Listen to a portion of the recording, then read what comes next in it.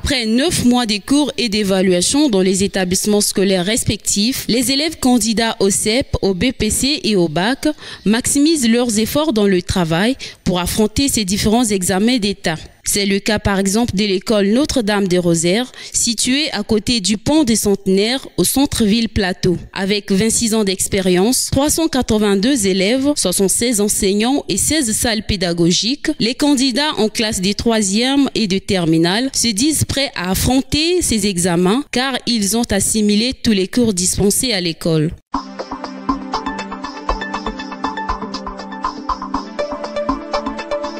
Avec ce qu'on a appris durant les mois, on peut dire qu'on est prêt. Moi, c'est juste en maths et en anglais. Si les cours sont réguliers, mais moi, en maths, j'ai vraiment des difficultés à comprendre. Je ne vais pas faire tout un exercice tout seul. Voilà. Pas manquer parce que c'est avec des efforts et le travail qu'on peut aboutir à nos fins. Parce que si on ne vient pas à l'école et on ne travaille pas, si tu veux venir à l'école et tu rates un cours et tu arrives dans la salle d'examen et c'est ce que tu as fait. Si tu n'étais pas là, ben voilà, tu échoues. Parce que tu n'as pas appris le cours. Donc il faut être régulier à l'école, il ne faut pas manquer. Et il faut être attentif pendant que monsieur explique. Parce que c'est très important les explications. Pour l'examen, tout se passe bien, il n'y a pas de problème. Les cours se passent très bien à l'école et il n'y a pas de souci vraiment. Non, on n'a pas de difficulté. Tout se passe bien. Tu peux bien leur conseiller au fait, disons, l'examen, il n'y a pas de magie qui se passe. C'est juste la concentration, assister à tous les cours et ça ira. Rien de plus. On fait beaucoup d'exercices avec le professeur. Arrivé à la maison, on relit ce qu'on fait en classe.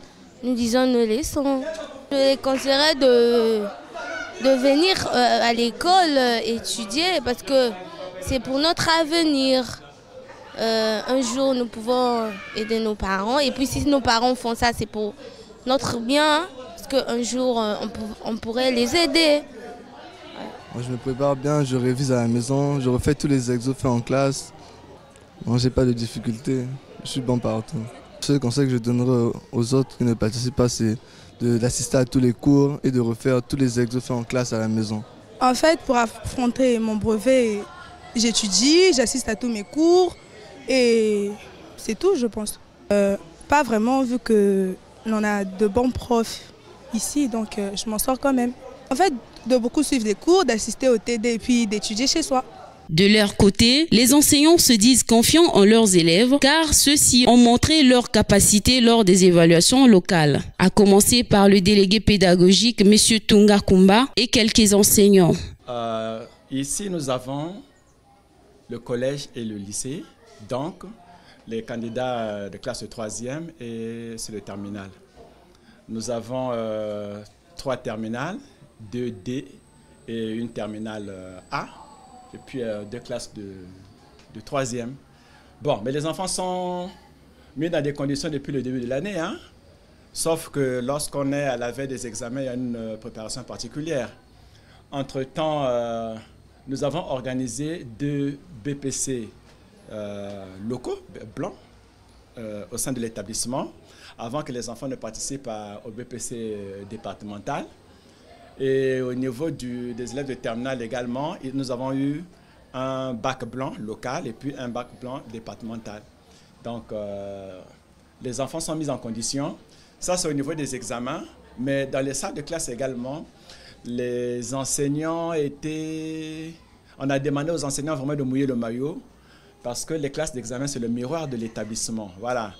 Donc, ils ont cette consigne-là et régulièrement, lorsque nous tenons des mini-conseils, chaque fin de mois, nous avons des mini-conseils, nous rappelons aux enseignants qui passent dans les classes d'examen qu'ils ont le devoir de mouiller le maillot afin que nous fassions de bons résultats. Et c'est ce à quoi ils s'en tiennent. On a même organisé des cours de TD, donc en dehors de l'emploi du temps.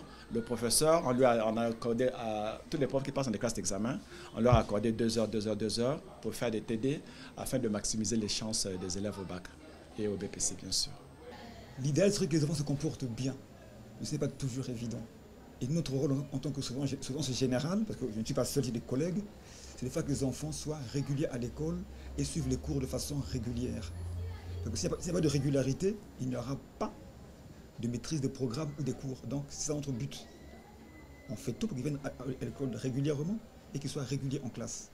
C'est vrai que ce n'est pas toujours évident, mais on fait tout pour que les choses se passent de cette manière-là. Bon, c'est qu'elle ne manque jamais.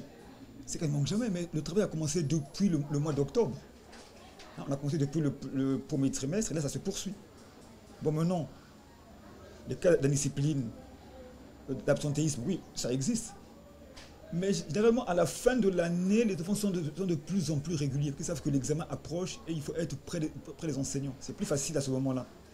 Si au départ, c'est compliqué, mais dès qu'on approche la fin de l'année, ils sont de plus en plus réguliers. Et ça, c'est plus facile pour nous. D'abord, surtout en terminale, hein, c'est de grands enfants. Bon, ils savent ce qu'ils veulent généralement. Et c'est plus facile.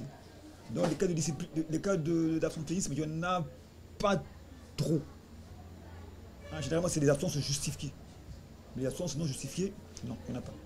Et il n'y a pas de réussite sans discipline, sans rigueur.